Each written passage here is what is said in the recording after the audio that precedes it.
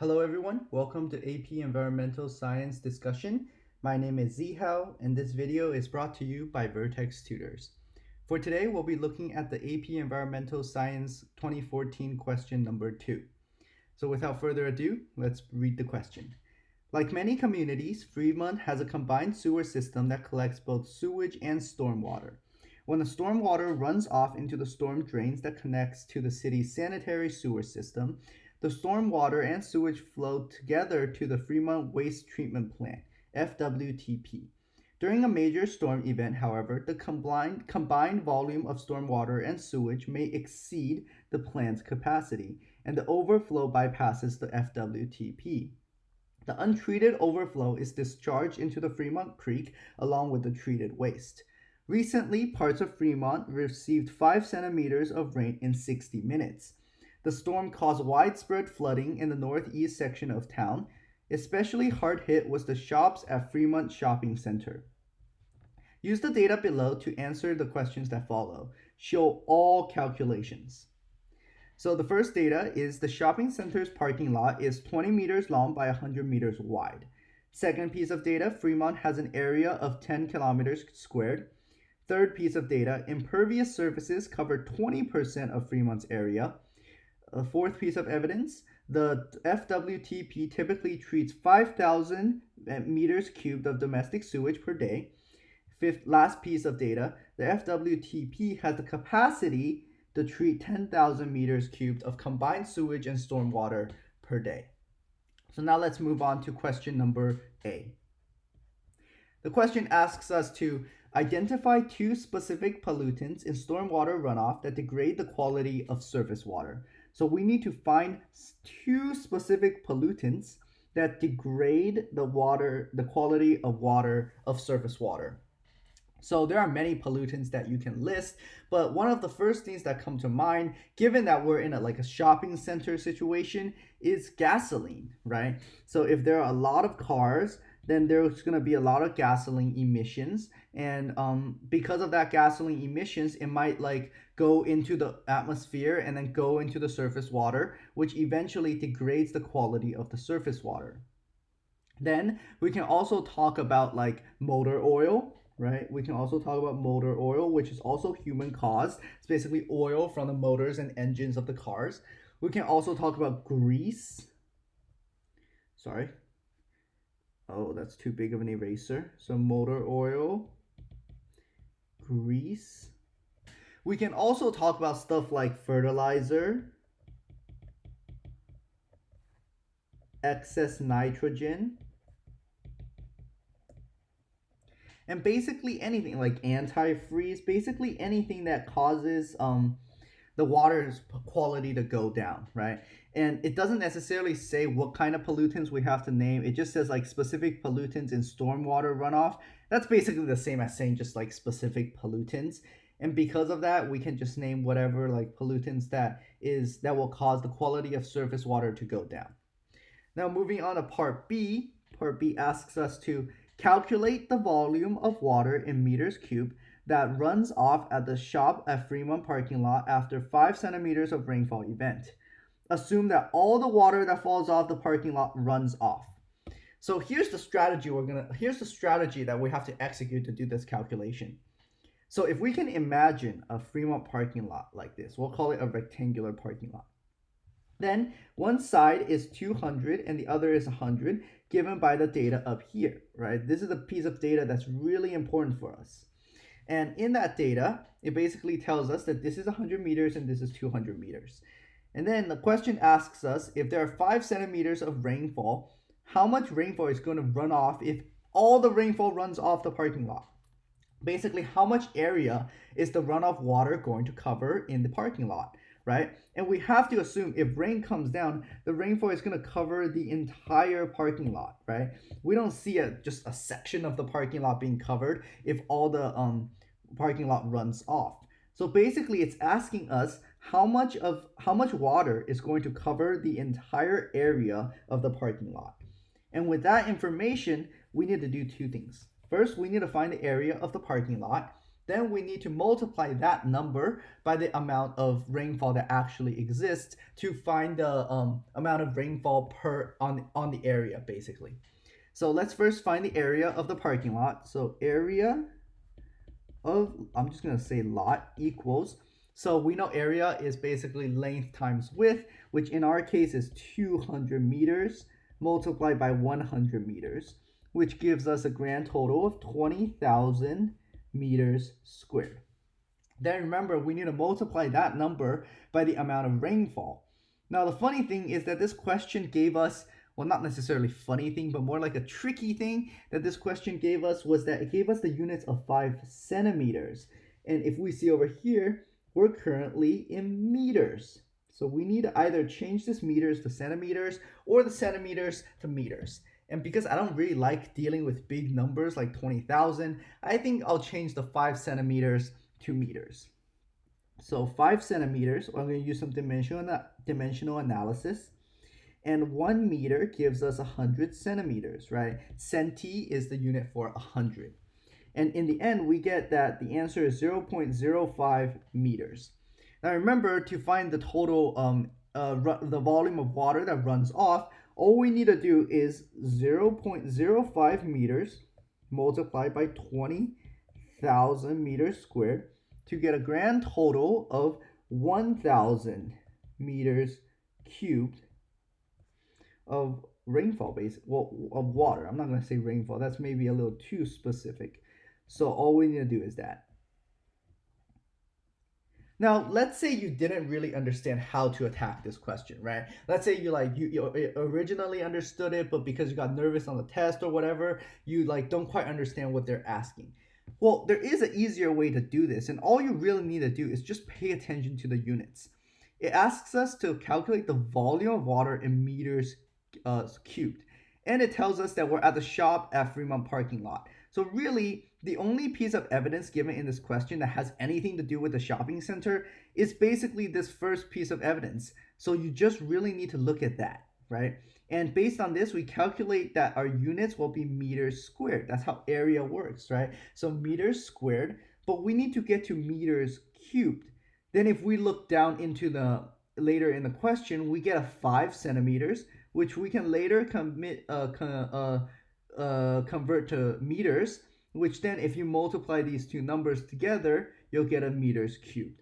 So if you focus a lot on the units and really think about how to attack this question, then you really don't even need to understand the question. You just really need to just focus on the units and do your calculations unit-wise. So moving on to the third question, it asks us to calculate the volume of stormwater runoff in meters cubed generated in all of Fremont by the 5 centimeter rainfall event. And then it asks us to assume that only the impervious surfaces generate runoff. So here you actually need two pieces of data. First, you need this piece of data, which tells us the area of Fremont. Then we need this area, which tells us the amount of impervious surfaces in Fremont's area. And that piece of evidence is important because the question says that assume that only the impervious surfaces generate runoff. So first things first, we need to find the area of Fremont, which luckily is given to us as 10 kilometers squared. However, again, the units are wrong, right? We have to get it into meters cubed, and kilometers just ain't gonna work, right?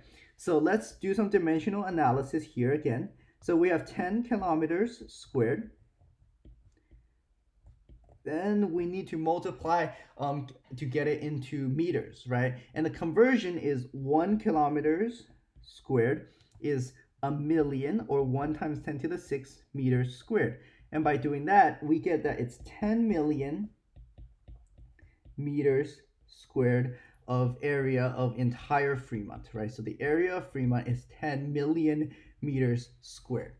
Now, 10 million meters squared is great, but again, we have to multiply that amount by the amount of actual rainfall, right? Which, based on the question, it's 5 centimeters, again, in the wrong unit, so we need to change it into meters, right?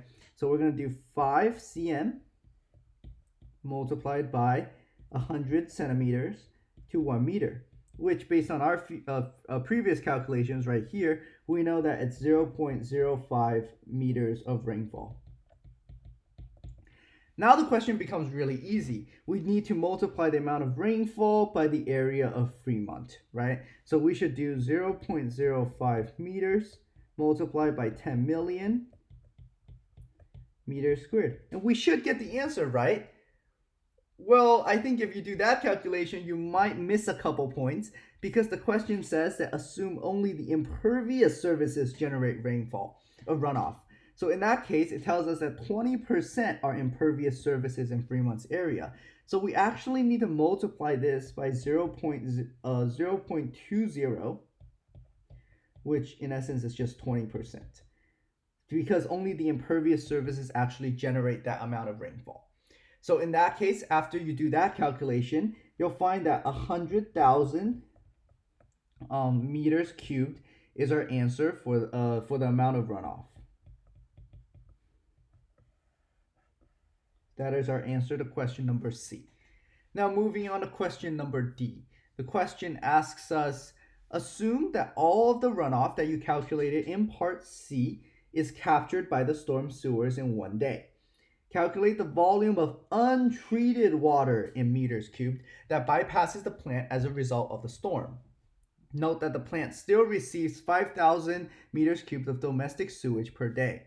So remember that in the first paragraph of our question, it says that the sewer system collects both sewage water and storm water. And it tells us the amount of sewage is 5,000, right, meters cubed. And stormwater, we calculated in part C. Basically, and then we also need the capacity to treat is 10,000 meters cubed, right? So basically, our strategy is going to be add this number with this number, then subtract by the 10,000 number to get amount of untreated. Well, that's not untreated. That's a little confusing if I label that as untreated. But basically, you want to add 5,000 with part C and then subtract from 10,000, and I think you'll get the answer based on that way. So doing the calculations, in part C, we calculated that 100,000 meters cubed of is runoff. So we're going to do 100,000 plus the 5,000, right? That's the sewage water. That's the sewage. Then we're going to subtract it by the 10,000 meters cubed. That is our capacity, right? So that's how much we can do. So if we label everything, we'll have this is runoff, this is sewage, this is well, let me put some parentheses here, and then this is capacity. So if we do this kind of calculation, we'll get that the amount of untreated sewage and water will be 95,000 meters cubed. That is our answer to part D of this question.